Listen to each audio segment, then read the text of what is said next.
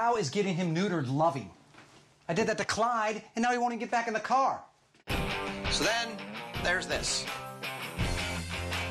Another crazy story, folks. Multimillionaire religious guru Gurmeet Ram Rahim Singh persuaded about 400 of his 50 million followers to correctly pronounce his name. And sadly, not the joke part. He had them cut off their own testicles in order to bring them closer to God. When asked to comment on why they agreed to have their testicles removed, the men said, "Oh my God, this hurts."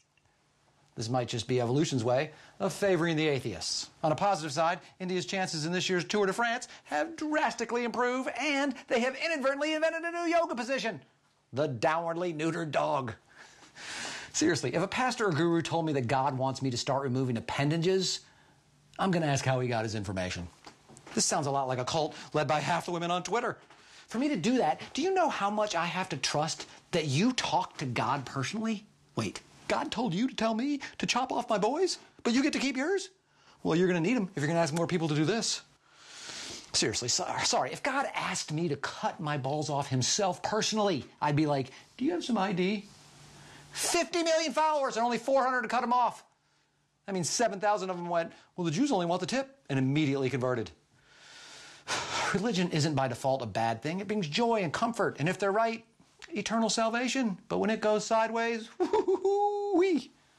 I don't care what God says or whose God says it. I'm not becoming one of the unsullied. God doesn't want you to cut your bag off or blow yourself up or be overly picky about whose birthday cake you bake.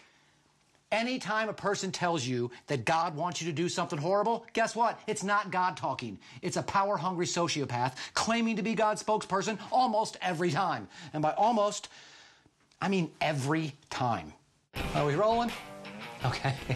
There will be repercussions if you don't subscribe, okay? Subscribe. That helps everybody.